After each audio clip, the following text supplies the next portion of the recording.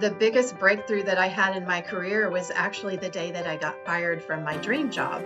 So I would not have said that on that day because I was sobbing, of course, as one would. Welcome to Daring Breakthroughs, the podcast obsessed with helping professionals at all levels build unstoppable confidence, gain crystal clarity, and create powerful connections to give you a competitive edge. We share practical strategies and inspiring stories from daring people who have achieved remarkable breakthroughs. I know that if you can see it, you can be it, because I navigated my own career from Walmart to Wall Street. And my friend, you can too. I'm your host and author of Break Up, Break In, Breakthrough, Jenn Landis. Our guest today is Becky Fields Wilson. She's a banker, business owner, and success coach. Becky's career in banking has spanned over 2 decades with roles including commercial lending, private banking, chief lending officer, and president. Currently, she serves as the director of private banking at MidFirst Bank, the largest privately held bank in the U.S. She's also the founder of Positive on Purpose, a professional and personal development company where Becky helps high-performing women create powerful strategies and systems to up-level their career, income, and life. Her passion is to lead, coach, and inspire women to be all they were made to be. Today, I'm so excited to be visiting with a dear friend of mine, someone that I admire, someone who is incredibly positive, and you're going to learn all about that. She's a speaker, she is a banking executive, she's just an all-around wonderful woman. Her name is Becky Fields Wilson, and I am so privileged to count her as my friend. Hi, Becky, welcome to the podcast. Hey, Jen, I'm so excited to be here. Thank you. I'm really honored. So I love to open all of my conversations by hearing a little bit about the person from the person, because no one will tell your story the way you do. So if you wouldn't mind just helping us get kind of a level set by sharing your background, maybe some of the primary breakthroughs that have led you to where you are today, and then we'll spend the rest of our conversation talking about all the good stuff mentioned in the beginning introduction. That sounds great.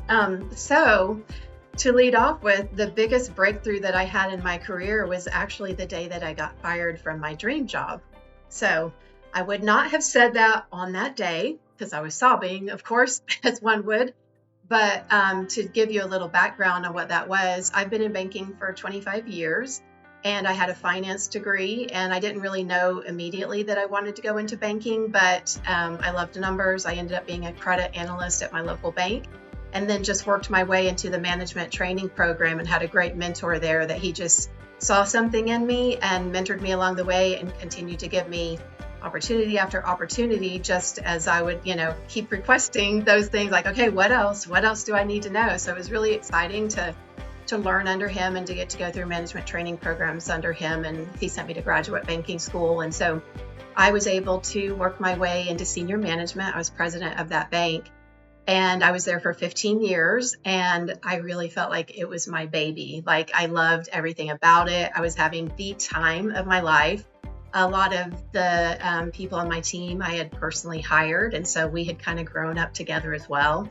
I had other people in the bank that had grown up as well. So like a friend that became also an executive leader at the same time. So it was just a really fun time in my career. And then things changed, as they often do in banking or in business in general, right? In life. But it was a wake-up call to me, because I don't think I realized that things can change so drastically, even when you're doing all of the right things and you feel like you're showing up in the right way. So I'm certainly happy to get more into that breakthrough and everything, but as we go into the conversation and what happened. But suffice it to say, I stayed in banking. I've been in banking for 25 years, and now I'm the managing director of Tulsa Private Bank for MidFirst Private Bank, which is one of the largest privately held banks in the U.S. So it's really been a great place to work, and I still love my career in banking. Okay, so I have left jobs and made difficult calls around jobs that left me sobbing. I think most of us who are listening to this have probably had some pretty tough times just in the last, couple of years. There's just been a lot that's been happening in business, in the world. We've just all faced challenges that I think many of us didn't think we would ever face. And one of the things, Becky, that has always struck me about you is how stinking positive you are. And I say that with love because no matter what is happening, there's a smile on your face and you have a way of looking at the bright side and a way of helping others look at the bright side, but without the false face that a lot of positivity stuff has on it. Like, it's raining, but let's look on the bright side and let's just ignore the realities of the situation. And I have never found you to be that person. You don't ignore the realities, and yet you've found a way to navigate positivity. And it's something that I deeply admire in you, and that I look to you for inspiration and ideas and just to get better myself. And so I would love for you to share a little bit of your secret sauce, if you can. How did you get to be that person? How did you learn those skills? And how would you guide me as I try to become a more positive person? Yeah, I love this question. I have to give credit where credit is due because a lot of it does come from just seeing it modeled in my own household. My dad is a very positive person and has gone through a lot of trials in life, just like we all have, and yet can see the glass half full. So I'm probably come by part of it naturally, which not everyone does. So I absolutely understand that. And as I got older, I realized that I also hadn't had huge setbacks in my life to even really overcome or understand. Sometimes people would say, oh, you've had a Pollyanna life. And honestly, up until that point, I probably had, compared to a lot of people, I hadn't had any major adversities in my life. But what I found out whenever I was fired from that position, and it was really just like things happen in business where owners switch, they bring in their own management team, nothing dramatic about it other than it was very dramatic to me because they had to come in and say, you're no longer needed here, and then, clean out your desk, we'll take over from here tomorrow morning. And so in that moment, I went home and I had my own crying fest and like, why me? This is not even fair. But the very next morning I woke up and, it was really a blessing because I was a single mother at the time. And I didn't have the luxury of just saying, I'm going to wallow in my pity and say, poor me, everybody feels sorry for me. I mean, I was thinking those things, don't get me wrong, because like you said, it's not pretend positivity, but I'm also a very factual girl, because I'm a numbers girly and banker and everything. So I just need the facts, and the facts were I needed income. So part of it just stems from, I know what I have to do and I'll roll up my sleeves to do it. So during that time, I went ahead and started interviewing, had all these different interviews and everything, ended up moving to a new town, getting a new job at a new bank, actually with more pay. It was the same position. They didn't give me the same title, which was kind of weird to me. I was like, oh, that's weird, and so I had all these thoughts in my head about, well, what are people going to think? Do they think I got a demotion? And I had all these things still going on in my head, even though I had found this new job and I thought I should be happy. And so I was having all these feelings of guilt of, you should be happy. You found a job in only 4 months, which at that point felt like a lifetime. But really looking back, that was a blessing also. And so there were these little things that kept happening that were still, I was depressed and discouraged. I was on a new bank board. And it was all gentlemen that were super nice professionals, no problem, but they didn't know me and I didn't know them. I didn't have any capital, human capital or relationship capital where I had in my last bank. And so I started to have these feelings of imposter syndrome. Like, how did I get here? Do I even deserve this job? I was fired after all. So, I mean, who am I to take this position? And during that time, I did so much soul searching because my dad, the positive one, he would always say, a setback is a setup for a comeback. And so whenever I started shifting my thought from why me, how did this happen to me? This isn't fair. I've given up so many things, like for my daughter's softball games or my son's football games or something like that for work, I was having those kind of thoughts, and I kept trying to reframe it and saying, well, I'll just overcome this just like anything else. And so I started really looking for things that could clue me in on how to move forward. And one of the things that I thankfully stumbled across was Napoleon Hill's Think and Grow Rich. And it's an old book. It's like probably 100 years old now. The writing is really strange because it's so far back.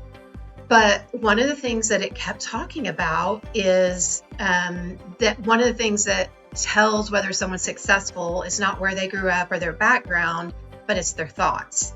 And that kept going on over and over in the book. And it really resonated with me because I come from a spiritual background where I read the Bible, and one of the verses was take every thought captive. And so I really always believed, you must have thoughts that you can identify and take captive. But actually, where does the rubber meet the road there? How do you practically do that? That sounds great. But again, it's one of those things that sounds great, but how do you practically do it? And so I started studying everything that had to do with thought work. And some of it, like you said, would just be more, to me, it was woo-woo at the time, especially being in banking, because it had to be a fact for me to believe it, and I had to be able to back it up. And so I was like, some of this is just too woo-woo, I don't understand. But I came across some teachings from Bob Proctor, and I would say he was probably one of the first people that I followed that had a more scientific approach and understand it from science. For instance, we all have an imagination. We talk about our 5 senses all the time. Those are very well known to us, but we actually also have 6 higher functions. And one of them is our imagination. And so if you just think about it like this, like I'm imagining something anyway. What do we call it when it's bad? We call it worry. That's an imagination. I'm worrying, I'm imagining something that's going to happen. I have no idea if it's going to happen. It could be a reality, it could not.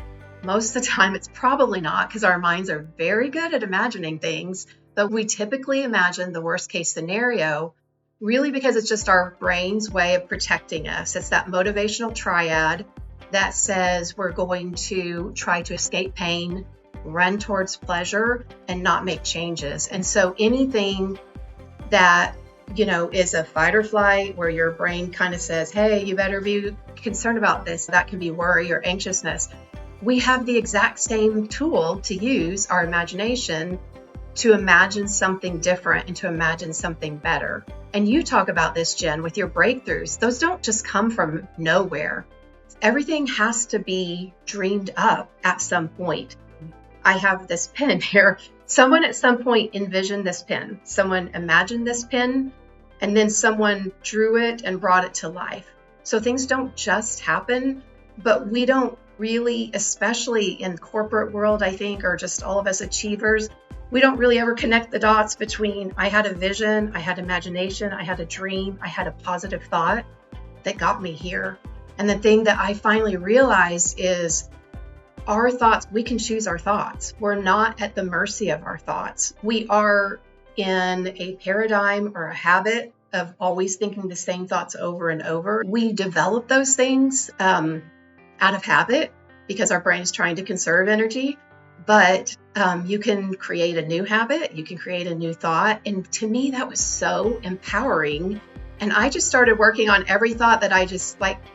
It's first of all just becoming self-aware. So I guess the secret sauce is being aware of your thoughts and just taking that thought and then taking the thought captive. So taking that thought and going, does this serve me? Do I like the feeling that this produces in me? Does it give me a feeling of motivation, of joy, of something that's expansive?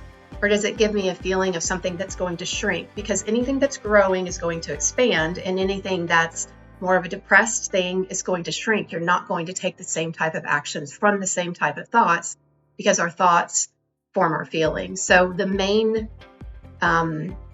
thing that I learned out of Bob Proctor's teaching, and then also Brooke Castillo later when I went and got my own coaching certification, just because I was so enthralled by the whole thing. I had never heard anything like this. But basically that we all have a circumstance that happens to us. From that circumstance, we form a thought about it. And then from a thought, we develop a feeling that just happens internally in our body. From every feeling, we take an action, and then that action produces a result. So it's a very simple framework that seems like, how does that work on every situation? But I have not found a situation it doesn't work on. It really, everything starts with a thought. So much there, Becky, to unpack. So a couple of things that were racing through my mind as I was listening to you. I once heard that it takes about 90 seconds for the hormones and the chemicals that your brain produces as a result of a thought, like a panicked thought, for instance, or angry thought. It takes about 90 seconds for those chemicals to flood your body and to actually wash out of your body. And if you don't capture that thought in that 90 seconds and you let it spin, then guess what happens when that countdown stops? You get another flood of those same chemicals, and so it keeps you stuck. That's one of the benefits of gratitude practice, is that when you can change your thought away from the thing that is creating all of those chemicals to flood your system in a negative way, you can break that 90-second cycle, and now you've got room to breathe and to do something appropriate with that thought that's going to help you, like you just said. That's fascinating to think about, the hormone. That makes sense. Yeah, absolutely. The other thing I've heard is when you evaluate a thought, you should ask yourself, is it useful? Is it helpful? And is it kind? And if it's not those three things, then you probably shouldn't be listening to it. I wish I could tell you I was better at that, better at evaluating and holding my own thoughts captive. But I honestly don't think I am all that good at that. I think it's too easy to get sucked into the moment. Right. I want to talk a little bit more about this idea, because it sounds so simple, Becky. So many things that are breakthrough material sound very simple, and yet simple does not mean easy, right? No. Right. So this idea of awareness of your thoughts and capturing your thoughts and then choosing what you're going to do with your thoughts is something I very much believe in. I actually wrote about some of this in my book because this is obviously something I have to work on. But the other thing you said that I thought was really interesting was we're not formally educated to think about our thoughts being tied to imagination and what are we going to do with those thoughts. I think there's one exception to that, and I think it's strategic thinking. We are encouraged to imagine, to innovate, to think big when it's in the realm of strategic thinking. But I think a lot of us who are in leadership positions stop short of applying that same mode of strategic thinking to ourselves as we do to our businesses. And I feel like that's what you're saying, is that we can be strategic. We can use those muscles that we use at work, strategic thinking, tweak them and apply them to ourselves so that we can be strategic in the way we capture our thoughts. I absolutely agree. And let's go back to when you said, is this thought useful?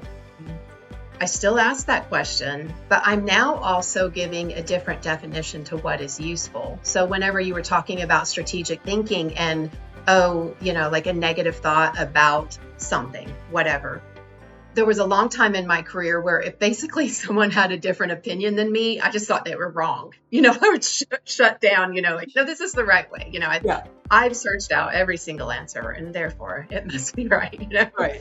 Thankfully, I abandoned that tactic early in my 20s. But the thing that ended up happening, though, because I do try to reframe things from a strategic standpoint for my thoughts and reframe them into a positive light, sometimes I would be called Pollyanna, again, rose-colored glasses, those type of things, because they're like, well, that's not realistic. And they would spout, the bad things, like bad things that have happened. And again, because to me, life is 50-50 anyway. You're not going to have all positive things happen to you. You're not going to have all negative things happen to you. It's just what you choose to focus on. And I'm thankful for that, because I wouldn't even understand what joy is and what euphoria is, what elation is, if I didn't know the opposite of that and those feelings.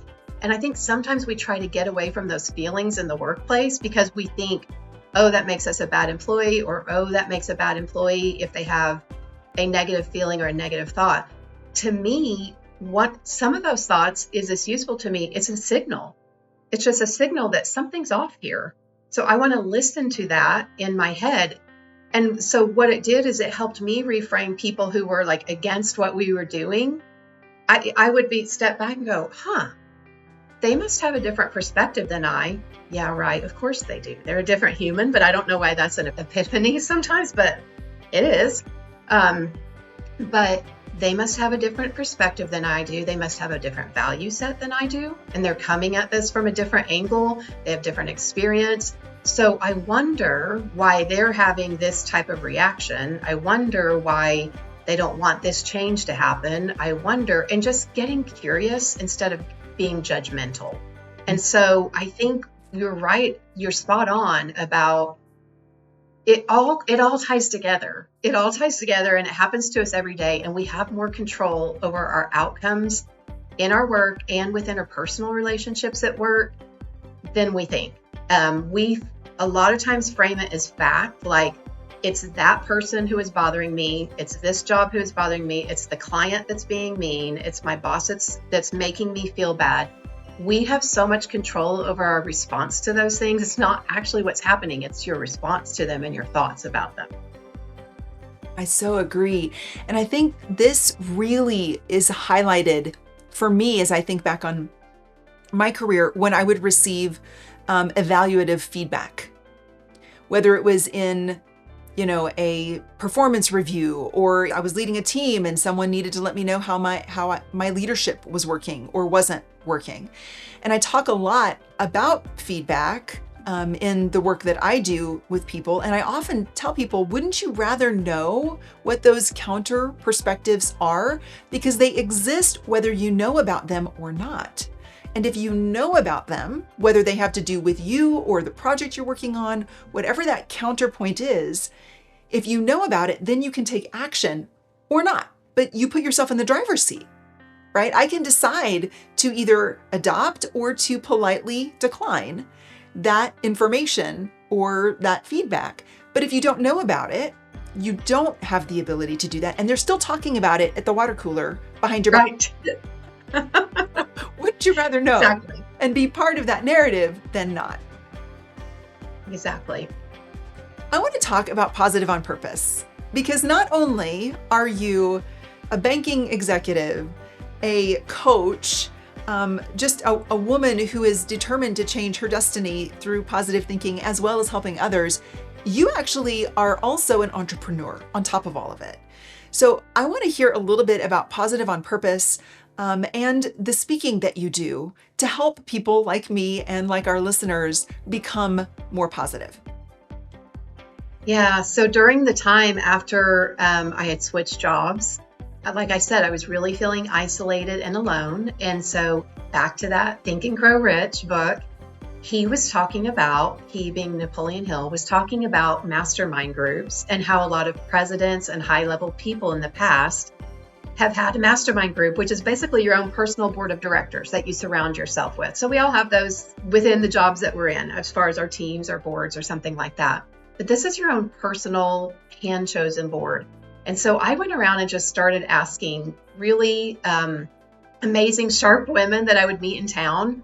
And I would say, hey, would you like to join my mastermind group? So we started a mastermind group, and it was really just to meet for the next 3 months, just because I had all these things to work through, as issues with the new place I was working, and then my own identity, which I didn't realize it at the time, that I was still attaching my worth and my value to my title and then to getting fired. And so when we started meeting, we were going to meet for 3 weeks. We ended up meeting for 2 years. But it just showed me, there were a group of 6 of us, and it just showed me that other executive women were going through the exact same thing that I was going through. I was not alone. I was not in this on my own. And honestly, I was nothing special. I mean, all of them in the group, I think, had been fired or laid people off. And so I saw insight into, you go on, it's okay, And that's not to diminish, like, getting fired. It still hurts so bad. And you have to go through the grieving process. But it just was so nice to see the light on the other side of the tunnel. Like, yeah, we don't care. That happens every day in our business. And so it just helped me to put it in a different perspective. Like, that was the biggest thing that had ever happened to me, to okay, that was a thing on my resume. That was it. And so when we did this, we learned so much from each other by just reaching out and having someone to confide in and normalize what we were going through. And as a result, other people wanted to join our group. But by that point, it was so confidential because at those levels, of course, you're having very confidential, conversations. And so the girls in the group said, Becky, you should start your own, like a business to do this, and run mastermind groups. And I said, oh, I couldn't run a business. And they said, well, you run a bank.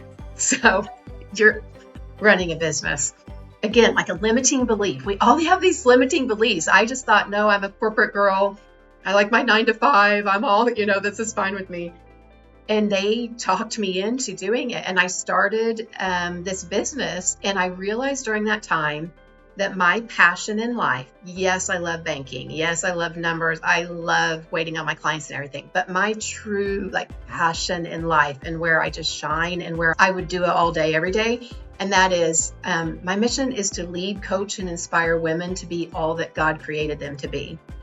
And so with that lens, with that why, I started a business, and the only name, it was just immediate, was Positive on Purpose. And the reason I got to choose that and the reason I chose it is because this is me. Banking, you kind of, any job, they dictate, and nothing mean, but they need you to show up in a certain way. Right. You follow their brand rules, you follow everything. And this was this is me. And in banking, so many times you have to be the one to be the bearer of bad news, when you turn down loans or when someone doesn't get a promotion. So a lot of things were so serious to me on the bank side. And again, I'm cut out for it. It's fine. I love all that, but I also love what, I used to call the softer side of banking, which is hilarious because it's us. Spoiler alert, we're the softer side, we're the people. And the most important thing, back to what you said about our thoughts. But so anyway, during that time, I just knew that I wanted to build this company around positivity. And it wasn't just positive for being positive's sake and pretending like nothing is wrong. No, I had already been through several things. In fact, I was also going through breast cancer at the time. And so I just knew that I choose to be positive and I have a purpose. And the reason that I choose to move on and to stop asking questions like, why me, and change it more to what does this make possible? Who else can I help because of what I've learned? What did I learn about myself, about the world, about others during this adversity?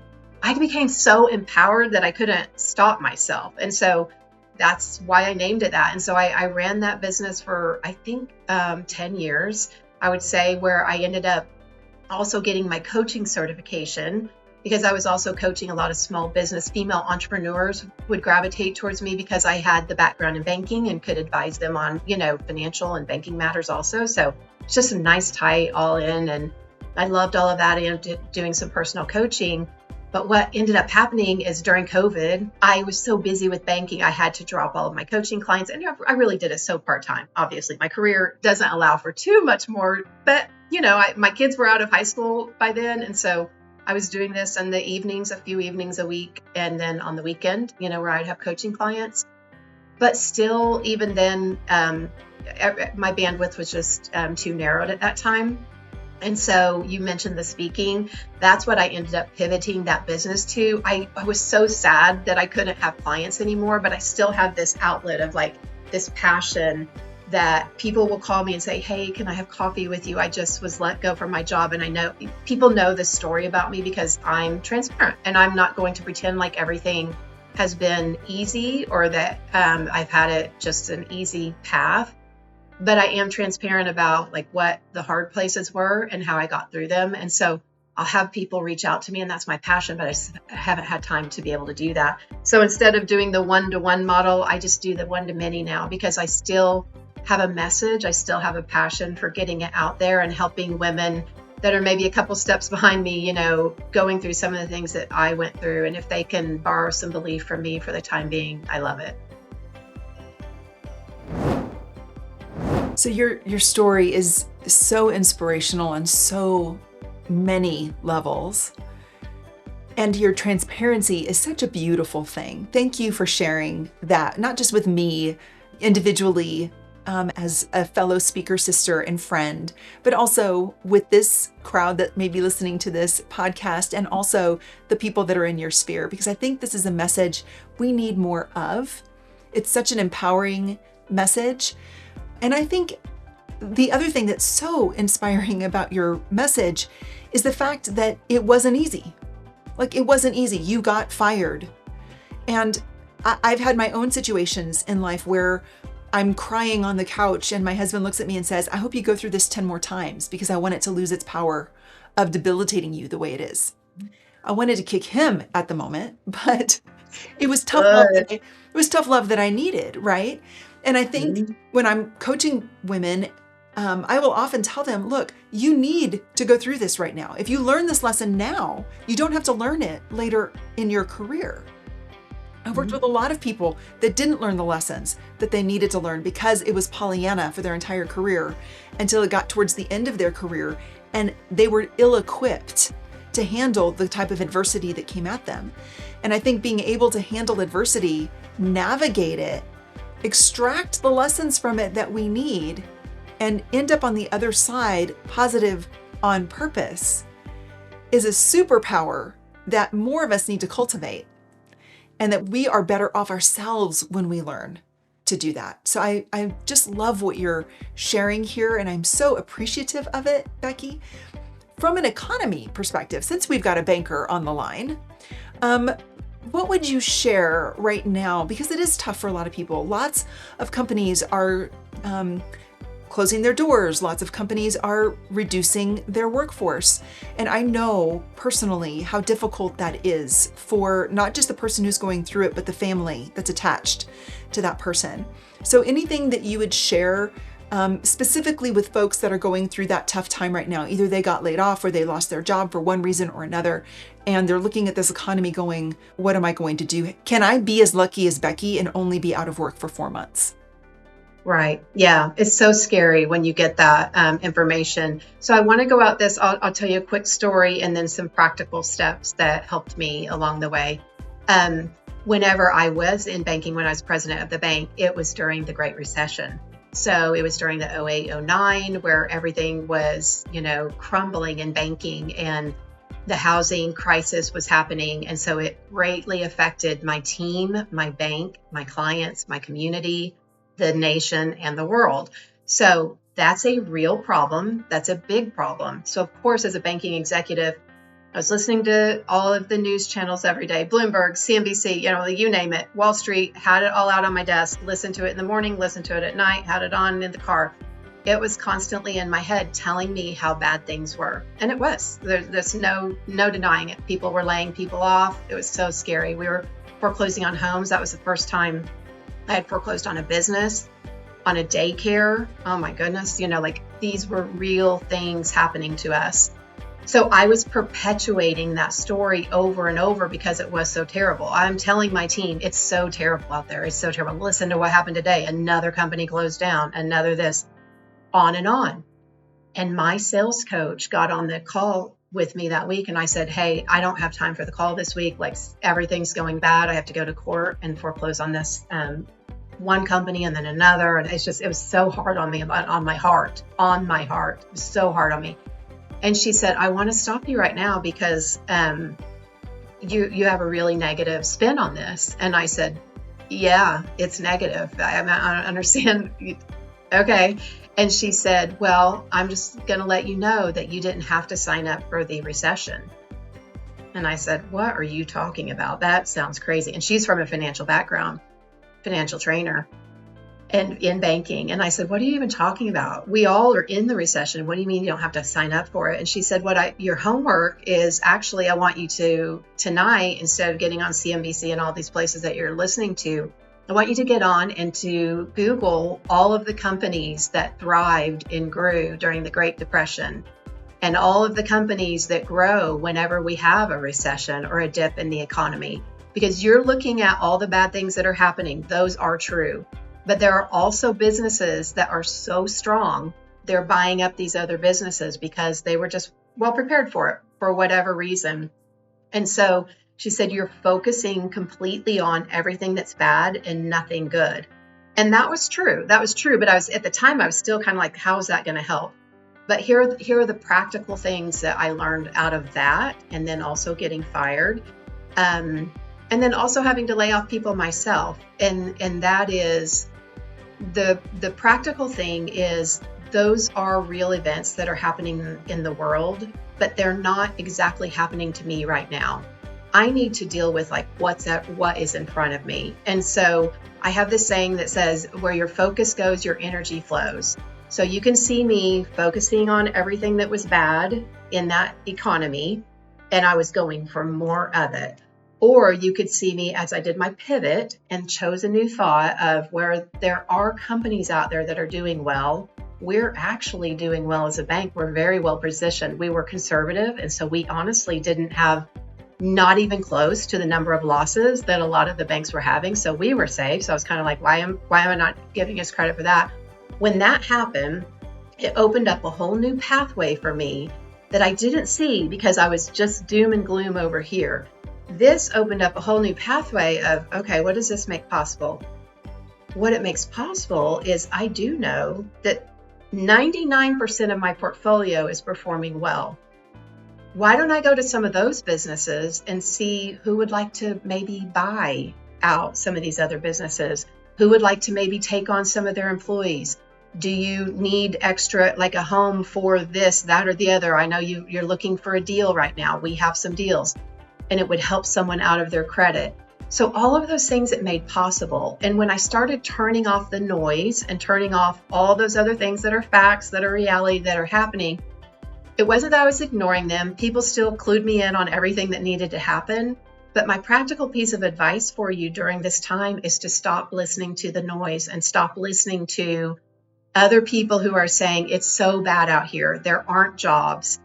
The news is there are actually tons of jobs. There is something for everyone in any economy. You just have to be that one. And you have to be the one to give yourself hope after hope after hope. And I just had this conversation this week with someone who was discouraged about some bad news on a property that fell through, that they really needed it to happen. And it reminded me, again, all the way back to whenever I was let go. I had interview after interview, and that entire time I was so discouraged. But what was I doing? Every morning I was getting up and working out, just like I always do before work, just pretending like, hey, this is a normal day. I get my kids ready for school.